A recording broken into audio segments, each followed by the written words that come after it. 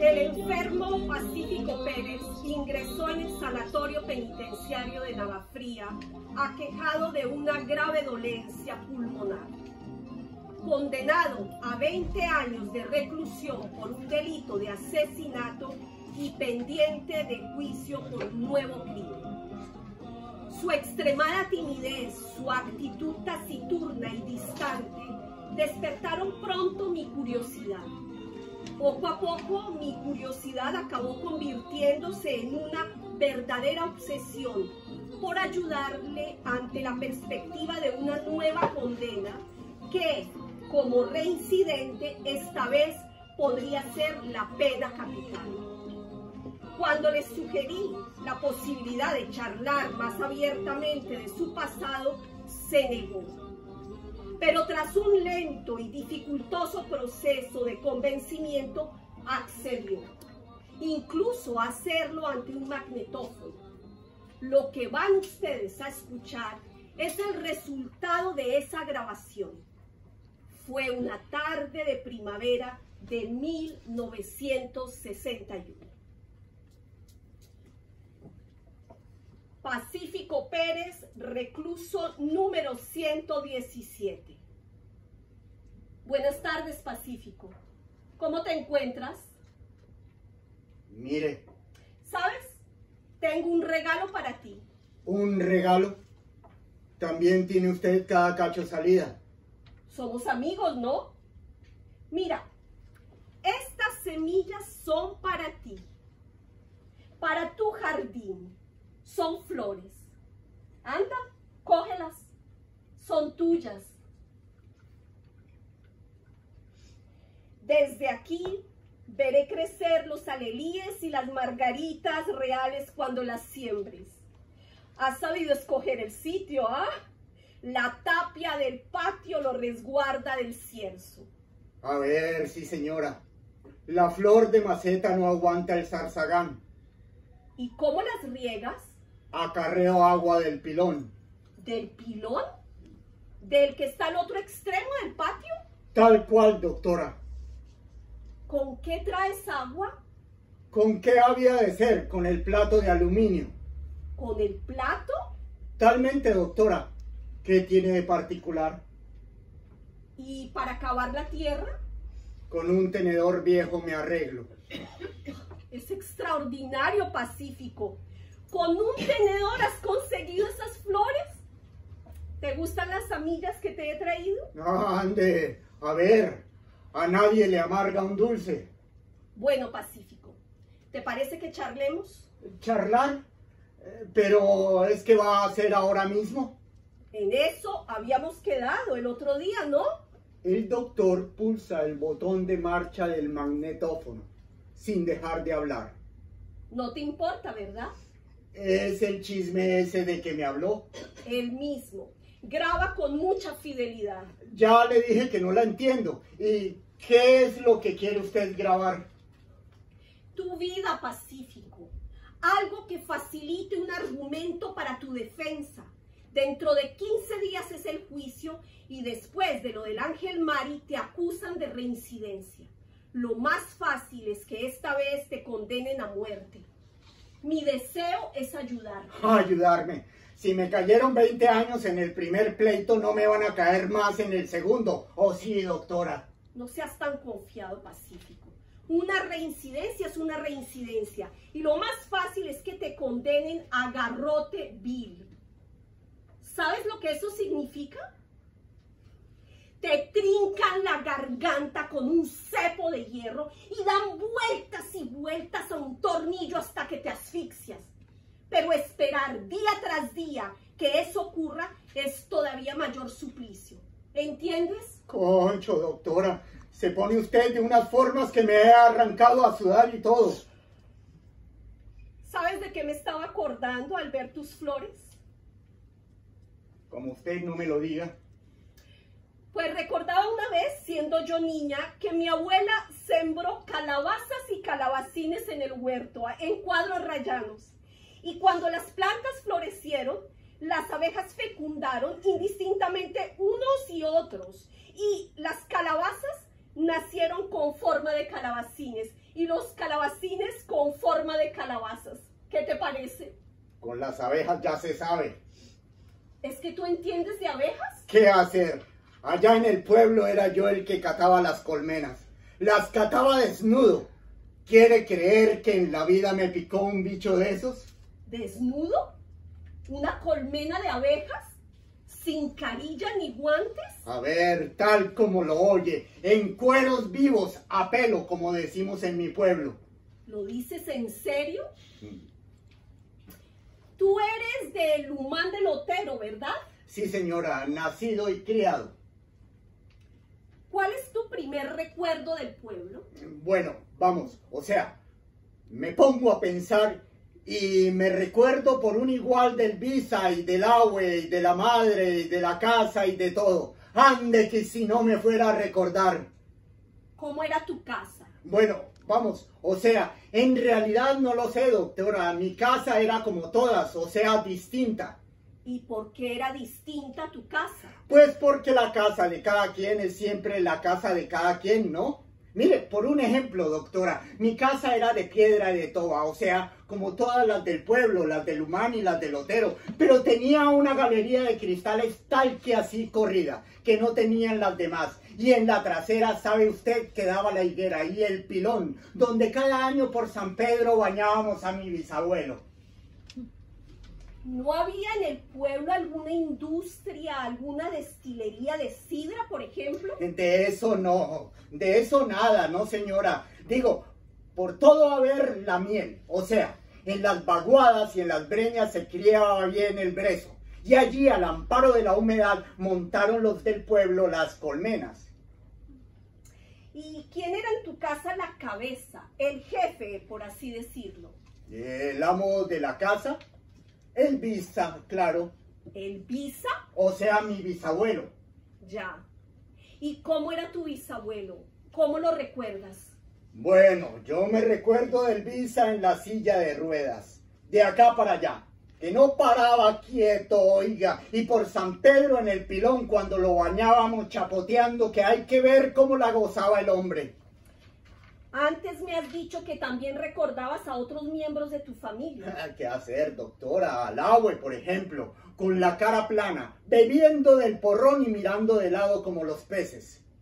¿Con quién hacías mejores migas? ¿Con el visa o con el abue? Para igual, mire, los dos me contaban historias de cuando sus guerras, pero eran tan largas que las más de las veces me quedaba dormido, que me recuerda que el visa se renegaba y le decía al abue, o sea, le decía una cosa que no está bien que yo se la repita, doctora. ¿Qué le decía? Estamos entre humanos, Pacífico, yo no voy a asustarme. Pues decía, verá, decía, a ver si la vamos a joder, la Vitálico. Este chico no tiene nada entre las piernas. ¿Eso decía? Cabalmente. ¿Y no te humillaba que tu bisabuelo dijera eso de ti? A decir verdad, no, señora. O sea, yo le oía como quien oye llover. El visa hablaba de su guerra y yo, a mayores, nunca me interesé por esos asuntos. ¿Pero a qué guerra se refería? Eso no me pregunte, oiga. Lo cierto es que en casa, empezando por el vice y terminando por padre, todos tenían una guerra de qué hablar, ¿comprende? Que luego andaba el tío Teodoro que al decir del visa, así que acabaron las guerras aquí, se largó a las Américas a buscar otra. Pero yo digo que al hablar de sus guerras mencionarían algún nombre, algún general, alguna batalla. Eso sí, doctora. Por un ejemplo, el visa, el general Moriones y el duque de la Torre no se le caían de la boca. Por lo que respecta al abue, ya se sabe, el Advercrin y el fuerte de Higueriben, siempre la misma copla. Se lo digo de mi verdad, doctora. En casa el único que hablaba de la guerra de verdad, o sea, de Brunete, Teruel y esas cosas, era padre. Ya. ¿Y el viejo? ¿Qué historias te contaba el viejo? Tu bisabuelo, quiero decir. Solo contaba una. Oiga, siempre la misma, desde que nací. ¿Y qué es lo que más recuerdas tú de esa historia? Todo, oiga, en particular cuando me contaba lo de la bayoneta. porque la habilidad del Visa era la bayoneta, ¿sabe usted? Ya lo decía él, lo mío es la bayoneta. ¿Y se jactaba de eso? ¿Cómo dice? Que si presumía. Ay, a ver, sí señora. Él decía que era muy sencillo, pero la cuchillada tenía su ciencia. No crea. O sea, 3 dedos debajo del ombligo. ¡Cuá! Bayoneta adentro. Media vuelta a la derecha y listo. ¿Qué le sabía? Hágase cuenta que agarraban el cañón del fusil y hacían por sacar la bayoneta. Digo, boberías, ya ve usted que siempre hará más fuerza el que empuja de la parte de fuera, ¿no? ¡Qué barbaridad! Y el Visa, así que terminaba siempre, me decía lo mismo. ¿Qué decía? Pues decía, verá usted, decía... Y mi abuela tenía un gato con las orejas de trapo y el culito de papel. ¿Quieres que te lo cuente otra vez? ¿Desde cuándo comenzó el viejo a contarte esas historias? Desde que nací. Oiga, mire usted, doctora, en realidad, tanto el Visa como el abue y padre lo que querían era que yo fuese un buen soldado, así que llegara mi guerra. ¿Es que a la fuerza tenías tú que hacer una guerra? Por lo visto, sí señora, eso decían, que yo me recuerdo al abue. Todos tenemos una guerra, como todos tenemos una mujer. O sea, que no dudaban. ¡Qué cosas! ¿Pero quiere usted más? Si no había acabado yo de nacer y ya andaba el Visa y el abue hurgándome entre las piernas con que si era mucho o si era poco. ¿Y quién te ha contado a ti esas historias? Contarme no, señora. De eso me recuerdo yo como me recuerdo del día que nací. Los gritos de madre, la sangre, la ropa blanca y el resplandor. ¡Ay! Tanto miedo me dio que quise dar media vuelta y meterme dentro de madre otra vez. ¿Por qué no lo hiciste? Yo ya me rebullía, doctora, pero no pude. Me arrastraba la corriente. La corriente. Es curioso. Escucha, Pacífico, yo quisiera creerte, pero eso que me estás contando es pura fantasía. Nadie se acuerda del momento en que nació. Como usted quiera, doctora. Pero después de todo son cosas que pasan. ¿No nacen terneros con 2 cabezas? Verdaderamente un caso insólito. Pues aún queda lo más chocante, doctora. ¿Más chocante? ¿Me quiere decir que adelanto contándole lo de la bombilla? ¿La bombilla? Pues eso, oiga. O sea, que de chaval, allí en mi pueblo, había días que me levantaba de la cama como si tuviera tal que así, arriba del pecho una bombilla. Pero una bombilla, una lámpara de cristal, ¿quieres decir? Tal cual, oiga. Una bombilla en lugar de corazón. Y el día que tenía la bombilla dentro, todo me acobardaba. Que ni a moverme me atrevía por miedo a quebrarla. Ay, era una pepla, créame. Todo se me venía a mí. Que ahora me recuerdo que la noche que sentí llorar a la higuera, tenía la bombilla dentro. Así que lloraba la higuera, ¿ah, Pacífico? ¿Qué hacer, doctora? Como un niño. El abue la había podado por la mañana y ni la vendó siquiera. ¿Y tú qué hiciste? Bajar, natural, a escondidas, con que, según la estaba vendando los muñones, apareció madre. ¿Qué haces aquí, hijo mío? Que lo que yo la dije, curando a la higuera que lloraba, madre. Y ella... ¿Que lloraba la higuera, criatura? Bueno, ya sabe usted lo que son las madres. O sea, me llevó a la cama, me arropó, me dio un vaso de ponche y no dijo nada. ¿Así es que te daba grima ver podar los árboles? ¿Qué grima ni qué 8 cuartos, doctora? Un dolor, como si me hubieran escachado los huesos. Allá vería las manos rojas, hinchadas como morcillas, una cosa disforme. No podía con el dolor, tal como si me hubieran cortado los dedos, doctora. Curioso, muy curioso. ¿Una copita de anís? El otro día vi que te gustaba. Ya le he dicho antes que a nadie le amarga un dulce.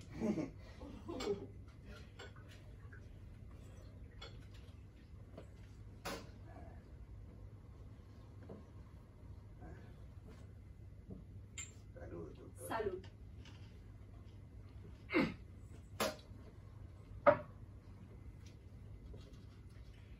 Y era el Abue quien te hablaba de la guerra de África, ¿no es así, Pacífico? ¿De la guerra de África? ¿No era él quien te hablaba de Abdelkrim y del fuerte de Igueribén? Ah, eso sí, señora. Era una historia curiosa, no crea. O sea, para que me entienda, los moros cercaron el fuerte, pero ellos, o sea, el Abue y los suyos, quietos, parados, los dejaron arrimar, tal que si el fuerte estuviera vacío. Y de repente el sargento, ¡fuego a discreción! ¡Viva España! Y allí vería el forco, doctora. ¡Taca, taca, taca! La ametralladora y la fusilería. ¿Qué dice el Abue? Digo, que hombres y caballos rodaban por la arena como moscas, como el pim pam pum ese. Oiga, una matanza. Que el Abue en su elemento, a ver, ¡guerra al moro que es de caucho! Se desgamitaba. Y así se tiraron más de 6 horas. Que se dice pronto que según el Abue, el tubo de la ametralladora se le puso al rojo vivo, pero así todo miraba a los muertos y se decía para entre él, ¡ay! ¿No se estarán haciendo los muertos, los jodidos estos, para arrimarse a la rastra como culebras? Se da cuenta la desconfianza y dice que entonces les tomaba la mira a los muertos, digo, ¡y taca, taca, taca, taca, taca! ¿Ah? Otra rociada para asegurarse por si las moscas, o sea, los remataba. Por lo que cuentas, la especialidad del Abue era la ametralladora. Totalmente, doctora. Él mismo lo decía, lo mío es la puntería. Y a veces porfiaba con el Visa porque el Visa decía que un muerto de bayoneta bien valía 100 de los otros. ¡Qué cosas, Pacífico! ¿Y tu padre qué prefería, la bayoneta o la ametralladora? ¡Quite de ahí! Lo de padre eran las bombas de mano. O sea, para que me entienda, padre cazaba tanques con la Lafitte. Al decir suyo, él cavaba una trinchera somera, en zigzag. Y allí se metía, y así que el enemigo se arrimaba, el tanco. Digo, ¡zas! Una botella de gasolina al morro y a seguido la Lafitte. Dice que no faltaba, que no fallaba. El tanque se prendía en un santiamén. ¿Y no les disparaban los de adentro? ¡Ande! Pues ahí estaba el chiste. Padre aguantaba. O sea, los dejaba arrimar tanto que el cañón del tanque no podía bajar más. No daba, ¿entiende? Estaba bien discurrido, no crea. ¿También pensaba tu padre que tu guerra no podía tardar? Así es, sí señora. Igual que el Abue que decía, ¡ay, chaval! ¿Puede saberse qué va a ser de ti el día que llegue tu guerra? Que a padre se le alcanzó a decir entonces, será el primero de casa que la pierda. ¿Ah? ¿Y qué pensabas tú de todo eso? Pensar a mayores, yo me sabía desde niño diferente a ellos, verá doctora, el Visa, el Abue y padre eran zurdos, mientras yo era diestro, como mi tío Paco. ¿Qué tiene eso que ver? Ay, pues no va a tener nada que ver. Tiene usted cada cacho salida. Si ellos eran zurdos y yo diestro, es que yo era diferente a ellos, ¿no? Y si a ellos les gustaba una cosa, lo natural es que a mí me gustase la contraria. Todos nacemos marcados, doctora. Contra eso no hay quien luche. Y cuando tú sufrías al ver podar los árboles, les parecerías afeminado, ¿no es así? ¿Qué afeminado? Oiga, marica, maricón. Ay, que Dios Padre me perdone de lo peor, ¿entiende? No aceptaban tu sensibilidad. ¿A santo de qué? Ellos eran peleones de natural, o sea, no cejaban. A ver, lo suyo, pero ¿quiere usted más? Si aún me ensuciaba yo las bragas que no tendría arriba de 4 años y ya andaba el Visa malmetiendo al Abue para que disparase la escopeta, orilla la cuna para que me fuera haciendo. Que la primera vez que el Abue disparó, me entró la temblequera, se me desbarataron los ojos y me puse tieso a la muerte, oiga, que no vea lo que me costó volver. Así que el Visa, este chico al médico, a voces. ¿Se da cuenta? Y todo el mundo a callar la boca. ¿Al médico por el desvanecimiento? Por lo del desvanecimiento y por todo lo demás. Que Elvisa se plantó ante don Alfaro y le dijo, hablando en plata, doctor, ¿cree usted que se puede ser hombre sin nada entre las piernas? Así que don Alfaro, muy bien mandado, me bajó los pantalones, me tumbó en la mesa, me anduvo mirando y que bien comprende que respecto a ese punto podían dormir tranquilos. ¿Y Elvisa? Ay, ¿se lo puede usted imaginar? Que mire usted, don Alfaro, que este chico es blando, que tiene rarezas, que se le hinchan los dedos si ve podar un árbol o se reniega si catamos las colmenas. ¿Qué coños puede esperarse de una criatura así el día que llegue su guerra? Que lo que don Alfaro dijo, que si lo que querían era un hombre de empuje, escuelas y oportunidades no habían de faltarme, que bueno estaba el mundo y tenga por seguro que si a mí me mandaron a la ciudad a estudiar, a él se lo debo. Ya. ¿Cuánto tiempo estuviste en la ciudad? Ay, lo cierto es que el colegio me sirvió de poco provecho, doctora. ¿Por qué? De primera por lo de los lentes.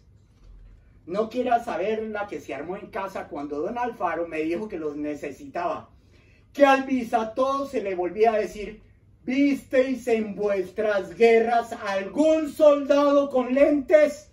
¿Y te pusiste gafas entonces? ¿Qué hacer, doctora? Pero con 9 meses de retraso, no se crea.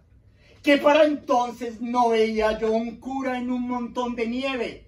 Así que entre esto y la raíz cuadrada que se me atragantó, oiga, que cumplí los 17 y andaba en el 4º curso, o sea, retrasado. Pero esto, entre usted y yo, ¿ah? Que a la Candy, la chica con la que hablaba, la hice creer que tenía el grado. ¡Ay! ¿No le dijiste la verdad a tu novia? Sobre este particular, no, señora. Cualquiera no vea cómo las gastaba la Candy. Para que usted se entere, quería arreglar el mundo y eso de los saberes de cada quien lo llevaba muy en cuenta. ¿Y tus relaciones con esa chica comenzaron, dices, sobre los 17 años? ¡Tía! No, señora. Lo de la Candy fue más tardío, sobre los 21. Que me recuerdo que para entonces ya había fallecido madre. La muerte de tu madre te dejaría desconsolado. Pues no lo crea, doctora. ¿Pretendes hacerme creer que no sentiste dolor con la muerte de tu madre? Pues a mayores no, señora. Ya ve. O sea, si pené por ella, entiéndame, pero tampoco una pena del otro jueves, no se crea. Más o menos que cuando veías podar los árboles. Aguarde, oiga. Eran cosas diferentes. Lo de los árboles fue de chaval. ¿Y ya no sentías la bombilla en el pecho? No, señora. Para entonces ni me recordaba de la bombilla. ¿Tampoco tiritabas cuando el hibernizo echaba las yemas? Tampoco, no, señora. Cuando falleció mi difunta madre, el hibernizo ya estaba seco. ¿Y en qué momento crees tú que sobrevino el cambio? Digo yo que sería al hacerme hombre, pero a punto fijo no puedo decirle. ¿Y qué ocurrió en tu casa a raíz de la muerte de tu madre? La Virgen. La guerra, doctora. ¿Cómo la guerra? Algo parecido a eso, oiga. De primera, Elvisa nos mandó a aviar a todos para ir a enterrar a madre. Pero él no crea que subió. Siempre decía, yo al Otero, si no me suben, no subo. ¿Cómo es posible que tu bisabuelo llevara las cosas a esos extremos? ¿Es que en toda su vida no subía al Otero ni una sola vez? Si quiere que le diga mi verdad, doctora, fuera de la noche que fusilamos al CRIN, en la vida vi a Elvisa en el Otero. Pero tampoco se piense que fuera solo cosa de él. ¿Es que los demás hacían lo mismo? Mire, doctora, para que me entienda de una vez, los del Otero y los del Humán y los del Otero no se podían ver ni en pintura. Que ahora me recuerdo de la vez que al cura se le ocurrió decir desde el púlpito que debíamos amarnos los unos a los otros, que todos éramos hermanos de todos, porque todos éramos hijos de un mismo padre, allá vería, o sea, al Ángel Mari, desde el coro a voces, menos los del Humán, ¿comprende? Y a la salida, dése cuenta, les amarreó y todo al cura, el Angelmar, y le dijo, ¿sabe usted lo que le dijo? ¿Qué, Pacífico? Pues le dijo, oiga, que si volvía a mentar a los de abajo como hermanos suyos, le arrimaba un par de hostias que le iba a recordar de por vida. ¿Cree usted que esas son maneras con un religioso además? Empezaste a trabajar entonces. Ah, así es, doctora. Cataba colmenas, pero sin carilla ni humeón. A pelo, ya se lo he dicho. ¿Y no te picaban las abejas? ¿De qué, doctora? La abeja respeta a quien la respeta. Y yo nunca saqué las colmenas, oiga, que si había 3 panales, agarraba uno y dejaba 2 para el enjambre. Yo se lo explicaba a las abejas y ellas tan tranquilas. ¿Hablabas tú a las abejas? Talmente, doctora. ¿Qué les decías? Eso era lo de menos. Oiga, las hablaba como se puede hablar a un perro, o sea, con cariño. No importa lo que usted pueda decirles, lo que importa es el tono. O sea, que ellas se den cuenta por el tono de que uno está de su parte y no está allí para explotarlas.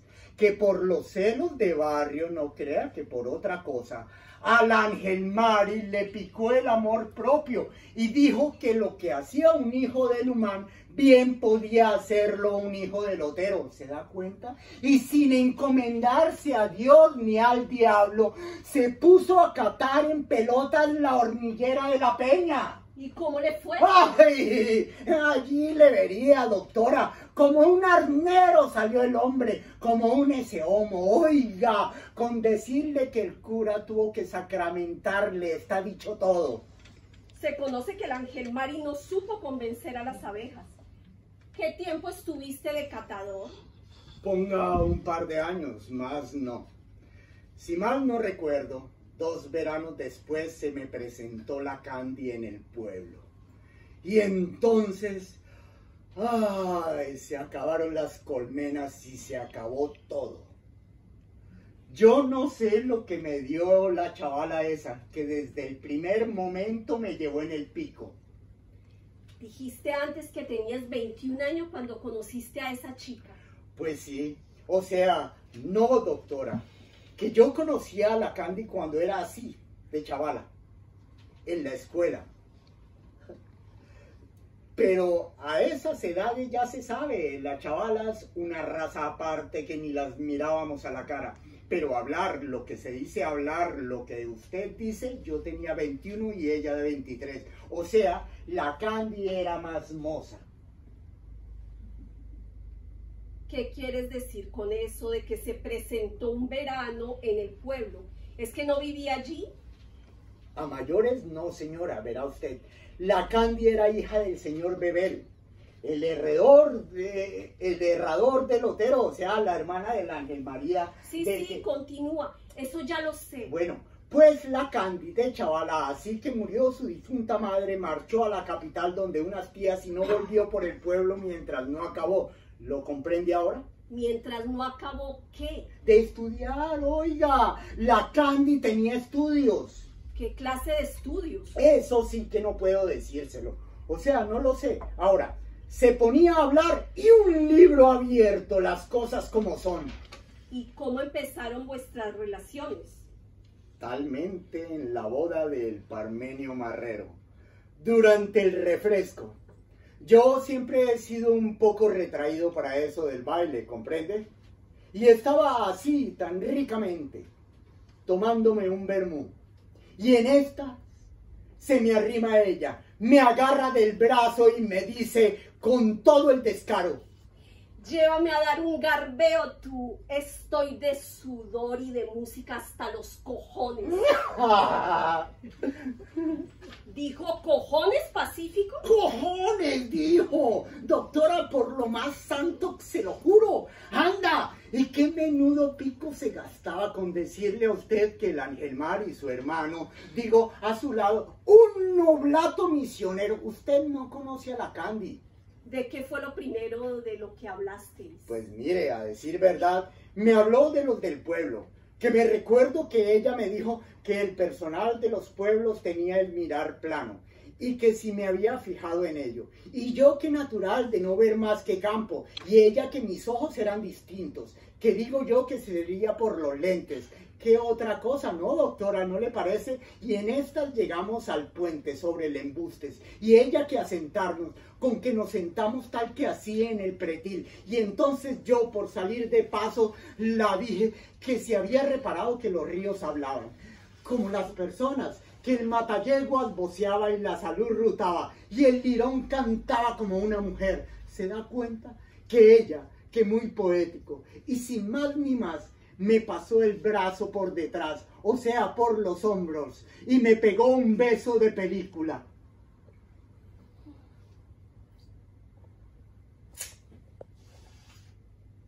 ¿Te besó ella a ti? ¡Le choca, eh! Pues con todo el poder, oiga, que no me soltaba, y yo no sé si andaba constipado, que por las narices no podía respirar, y por la boca no me dejaba ella. O sea, que me ahogaba. Sí, que no hacía más que decirme para entre mí, aquí La Palma, Pacífico, y para más los lentes. ¿Se dan cuenta? Menuda, se me hincaban de tal que hacía arriba de la nariz, que no vea qué dolor, que cuando ella me soltó, si no estaba privado, poco me faltaba, se lo juro.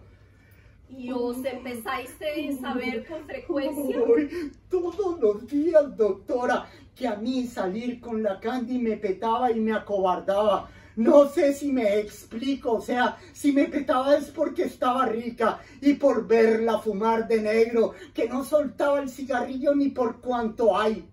Que era una cosa chocante esa, ¿entiende?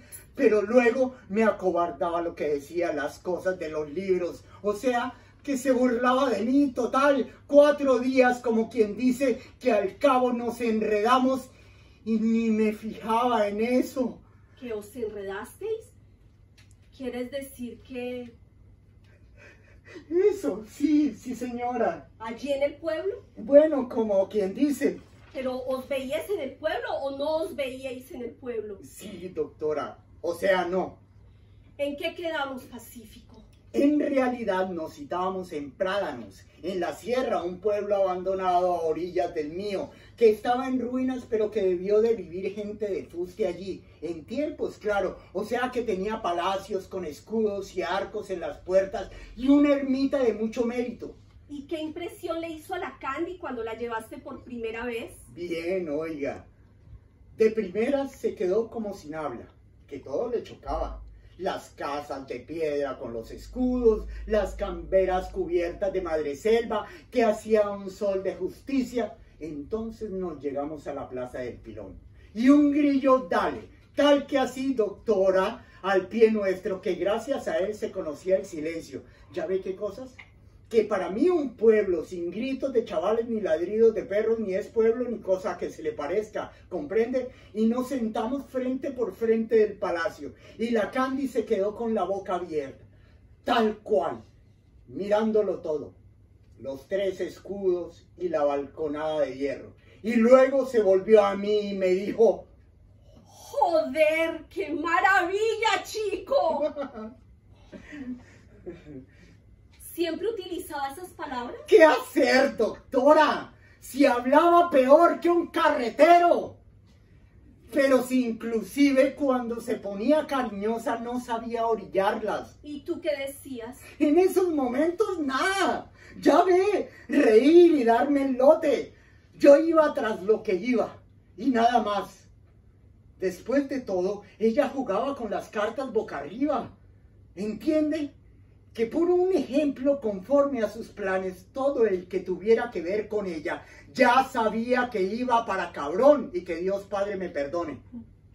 ¿Y qué planes eran esos, Pacífico? Si no es indiscreción. Ande, ¿por qué ha de serlo? La Candiado, para que lo sepa, tenía en el pensamiento armar una comunidad campesina que por un decir estaría compuesta por hombres y mujeres jóvenes, pero sin prejuicios, ¿entiende? O sea, sin remilgos, de forma que cada chavala pudiera alternar con todos los hombres y viceversa, sin que nadie tuviera derecho a cabrearse. O sea, doctora, si la Candy pensaba así, todo el que tuviera que ver con ella más pronto o más tarde terminaría con los cuernos.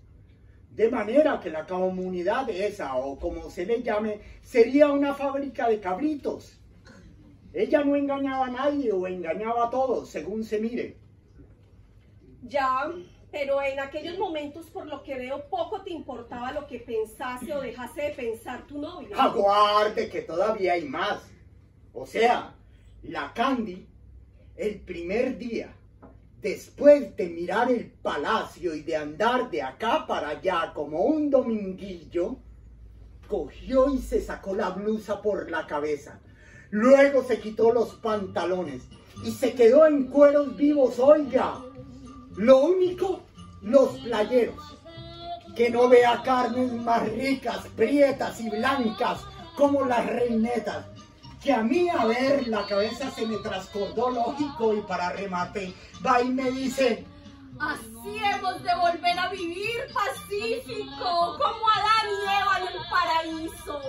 ¡Desnúdate! ¡Ay! ¡Qué fogosidad! ¿Sin más preámbulos? Nada, oiga, y con todo el imperio que ella las gastaba así. ¿Y tú te quedaste desnudo? Aguarde, no corra tanto. Primero me saqué la faja, que no vea qué calamidades. Oiga, que si no me daba 10 vueltas, no me daba ninguna. Luego me saqué los pantalones y la camisa, que un servidor, ya usted lo habrá advertido en los reconocimientos, siempre ha sido un poco pechiliebre. O sea, la espina me arma tal que hacían entre las tetillas como una punta, ¿no? De forma que me dejé la elástica y los calzoncillos. Que no vea la Candy. Oiga, así que me vio apitorrearse, ¿entiende? Pero yo ya andaba encendido, doctora, y me arranqué tras ella. Y conforme llegamos al pilón, ella se metió dentro y me salpicaba. Y a reír, que el agua le escurría por el canal de los pechos. Y yo me ponía loco natural. Pero así que intenté arrimarme, ella brincó una tapia. Y yo detrás, que yo creo que ni las manos puse. Oiga, como un carnero, y le emprendió a correr camber abajo, riéndose que no paraba de reír, que el eco del monte repetía su risa, y era aún peor, doctora, que yo. ¡Aguarda, Candy! Y ella a reír, y la risa y el eco. Aquello era para volverse loco, doctora, como un mal sueño, o sea, de los que lo verás, pero no lo catarás, para que me entienda. Y en estas apareció encima de una tapia, la Candy, digo, con una vara de freno en la mano, toda desnuda, imagine, tan viva entre las cosas muertas, que yo. ¡Aguarda, Candy! A voces. Casi lloraba y otra vez a la carrera. Se da cuenta, como quien dice, jugando al escondite. Pero ella resollaba ya, doctora. Y yo, ¿para qué voy a decirle? Ni podía con mi alma, que esa es otra. Y en estas la Candy brincó sobre las ruinas del palacio y la emprendió a escalera de caracol arriba. Y yo detrás, doctora, ciego, natural. Y conforme alcanzamos la salona, se arrancó una torcaz con un aleteo del demonio y ella se asustó, o sea, dio media vuelta y entonces la atrapé. ¿Entiende? Que ella reía y resollaba, que ni hablar podía, y allí mismo, doctora, entre la palomina y las telarañas, pues eso. Vaya, hijo, sí que fue una conquista laboriosa. ¡Calcule! ¿Y cambiaron algo las cosas con la posesión? Ay, no se me alcanza bien lo que quiere decir, oiga. Quiero decir que si después de lo de la salona continuaron las cosas como estaban. Más o menos, doctora. Pero concretamente, ¿cuáles solían ser vuestros temas de conversación? Pues no sé, oiga, de los prejuicios sí me recuerdo que hablábamos a menudo. Que me decía todo el tiempo: no hay tipo con más prejuicios a cuestas que mi hermano Ángel Mari. ¿Qué te decía del Ángel Mari? Decía, ¿verdad? Decía: fíjate si será bestia el Ángel Mari, que si un día nos pillara así, sería capaz de matarte. ¡Ay! ver, Pacífico. ¿Te anunció la Candy que su hermano sería capaz de matarte si te sorprendía con ella? Anunciarlo, dice, tampoco se ponga usted así. Ella dijo eso como decía otras cosas, como decía, por ejemplo, que la renegaba ser mujer. A ver si me explico. No es que la renegase ser mujer, sino que las mujeres, como ella decía, fueran un cero a la izquierda. ¿Entiende? Ella era gustosa de ser diferente de los demás. Que no se me olvidará la tarde que sacó de palacio una capa negra de un lado y roja del otro, toda apolindia, y la emprendió a correr camber abajo, que conforme corría enseñaba las cachas, primero la una y luego la otra. ¿Se da cuenta? Y a mí estas cosas, doctora, no sé si porque era nuevo o qué, me ponían loco, la verdad. Que al mismo infierno hubiera bajado. Aquella mujer me tenía encoñado, doctora. Esa es la derecha. ¿Y tú no sentías remordimientos? ¿Qué hacer, doctora? Cada noche. Pero a la mañana ver a la Candy y olvidarme de ellos era todo una. Que yo sin ella no era nada. Un guiñapo, como suele decirse. Y ella he sabido que si el uno necesita del otro, el otro abusa del uno, natural, es ley de vida, o sea, se aprovecha.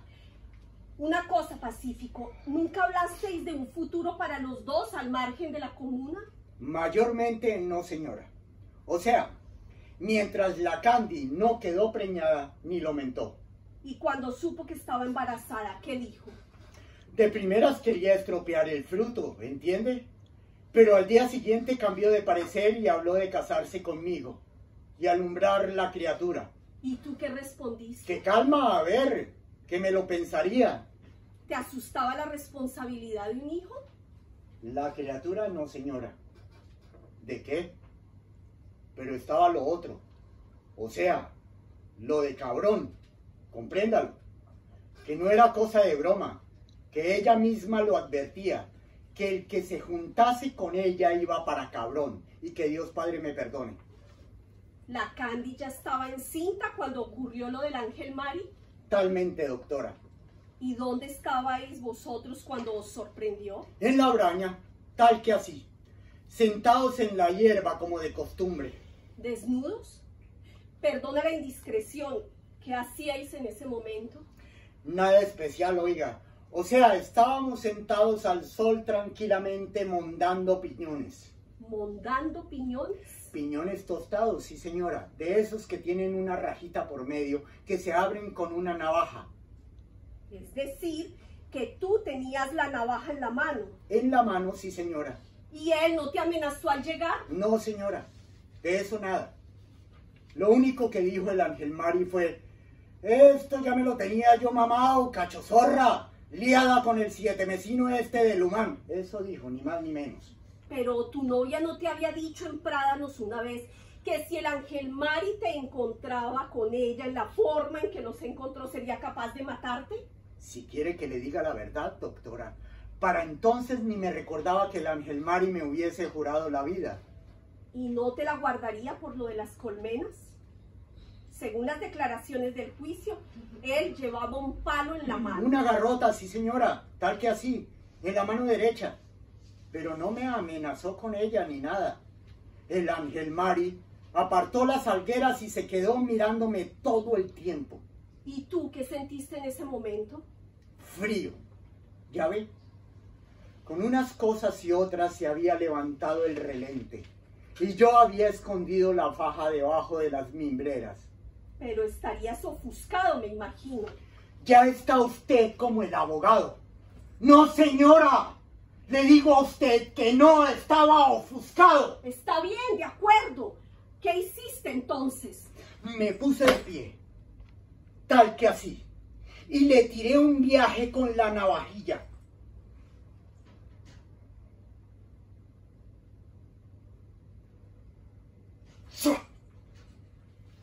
¿Se da cuenta? Al Ángel Mari, digo. No hubo más. ¿Y qué hizo él? Nada, oiga. Ni tiempo tuvo. O sea, soltó la garrota. Se llevó las manos al pecho, natural, donde le había pinchado. Solo dijo: me ha matado. Luego cayó al suelo. echó un gurruño, meneó un poco las piernas y al rato se quedó quieto. Atiende, Pacífico. ¿No era tu navaja como un juguete, un instrumento apropiado para abrir piñones y poco más? A ver, ande, si no tendría ni 4 dedos de hoja, todo eran cachas. Pues al agredirle con un arma tan inocente, está claro que tú no pretendías matarlo. Fue pura fatalidad. Puede que fuera como usted dice, doctora. Ahora, cuando le espeté yo iba derecho a por él, pero con todo el poder, las cosas como son. ¿No sería el afán de deslumbrar a la Candy lo que te empujó a agredirle? Eso no, doctora. Yo sacaba de ella lo que quería, no necesitaba más. Pero en cualquier caso, Pacífico, después del pronto te acercarías a auxiliar al Ángel Mari, ¿no? Está usted muy equivocada, doctora. Lo mío no fue un pronto. Ya se lo dije entonces al abogado y así lo dije también en el juicio. Así fue, Pacífico. Y así te cayeron los 20 años de condena. Pero es que dentro de 15 días te van a volver a acusar, esta vez de reincidencia. ¿Comprendes? Y eso es más grave. ¿No sería el momento de hacer ver a los jueces que tú no tuviste intención de matar al Ángel Mari? Pero eso no es cierto, doctora. Está bien, Pacífico. ¿Qué sentiste al pinchar al Ángel Mari? Que era fácil, mire. ¿Nada más? Bueno, y que era blando. Más blando de lo que yo me imaginaba, doctora. ¿Cómo es posible que se te hinchen los dedos cuando ves podar un árbol y luego puedas matar a un hombre en frío sin sentir un estremecimiento? Vamos a ver, Pacífico. Y por favor, no contestes a la ligera. ¿Es cierto que cuando tú apuñalaste al Ángel Mari, él no te había agredido? Cierto, sí, señora. Pero aunque después de apuñalarle no le echases una mano, algún tipo de remordimiento sí sentirías, ¿no? A mayores, ninguno. No, señora. ¿Cómo te explicas que unas semanas antes sintieras remordimientos por tus excesos carnales y no los sintieras después de matar a un hombre? ¿Tan rematadamente malo te parecía el Ángel Mari? Hombre, como dañino, sí era dañino el Ángel Mari. ¿A qué vamos a negarlo? Pero eso no hace el caso. Oiga, o sea, talmente me hubiese pasado lo mismo con otro. ¿Y entonces qué hiciste? Pues mire, me recuerdo que aparté a la Candy que me andaba zamarreando. Me llegué donde las mimbreras y me puse tranquilamente la faja y los pantalones. Luego me llegué al cuartelillo, donde el sargento Metodio, y se lo dije. O sea, le dije, sargento, he matado al Ángel Mari. Me doy preso. ¿Comprende? Comprendo, Pacífico. Pero ¿cómo es posible que te marchases de allí sin mirar siquiera el cuerpo de la víctima? Eso no, doctora. Mirarle sí le miré al Ángel Mari. Digo, que en el pecho, conforme se mira, al lado izquierdo tenía un ojalito negro, pero que apenas si sangraba ni nada, oiga. ¿Y la Candy qué hacía? Lloraba. ¿Lloraba? Ah. ¿Y no te acusaba? Sí y no. Oiga, o sea, ella, la Candy, digo, decía... Le has matado, Pacífico. ¿Se da cuenta? Está bien. ¿Y Elvisa, tu padre y el resto de la familia, cómo se enteraron? El sargento Metodio les mandó razón. ¿Fueron a verte? ¿Qué hacer? Uno por uno pasaron por el cuartelillo, como había ordenado el sargento. ¿Y qué te dijeron? Elvisa por mayor que por los síntomas lo mío iba a ser la bayoneta, eso dijo. En cuanto al agüe, que bien, pero que mejor hubiera aguardado a que se abriera la veda. ¿La veda? La veda, tal cual, sí señora. O sea, que el matar hombres como el matar jabalíes había que hacerlo a su tiempo. Que uno mata en enero un jabalí, pongo por caso, y le dan un premio, pero lo mata en julio y lo mismo le toca penar por ello. Pues con los hombres parejo, doctora. Uno los mata en la guerra y una medalla, pero los mata en la paz y una temporada a la sombra. cosas, hijo? ¿Por el cuartelillo? ¿Y la Candy no se arrimó? Ella, no señora. ¿Y después qué pasó con la Candy? Que dio a luz, eso pasó. Pero yo no conocía a la criatura hasta que ella, la Candy, digo, fue a visitarme al penal. ¿Te emocionaría el ver a tu hijo? A mayores no, señora. Sentí pena. ¿Pena? Sí, señora. De siempre me dieron pena los niños de pecho. A saber por qué. Cuando más el mío, ya ve, en la situación que yo andaba. ¿Y no volvió ella a hablarte de sus planes? Del casorio dice que hacer, oiga, me dijo de casarnos en la misma cárcel. Que lo que yo la dije, la criatura no merece un padre preso. ¿Que sabe lo que me contestó? Que más valía tener un padre preso que no tenerlo. ¿Estás cansado? ¿Cansado? No, señora. ¿De qué? Una cosa, Pacífico, no hemos hablado de tu ingreso en aquella cárcel. ¿Qué impresión te hizo ver caer el rastrillo detrás de ti? Bien, oiga. O sea, me dije para entre mí, ya puedes vivir tranquilo, Pacífico. ¿Es que te dio sensación de seguridad el rastrillo? Exactamente, sí, señora. Y luego, ¿cómo fue el proceso? El juicio, quiero decir. Pues cada uno por su lado. Doctora, ya se puede imaginar.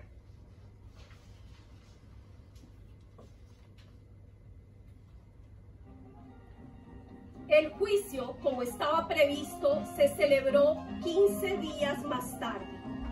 Acuciado por mi conciencia, a pesar de la palabra dada y de acuerdo con el tío de Pacífico, don Francisco Pérez, puse estas cintas en mano del juez. La prueba fue desestimada y el recluso condenado a muerte. A petición propia, contrajo matrimonio con la señorita Cándido Morcillo, ceremonia a la que asistí como única testigo.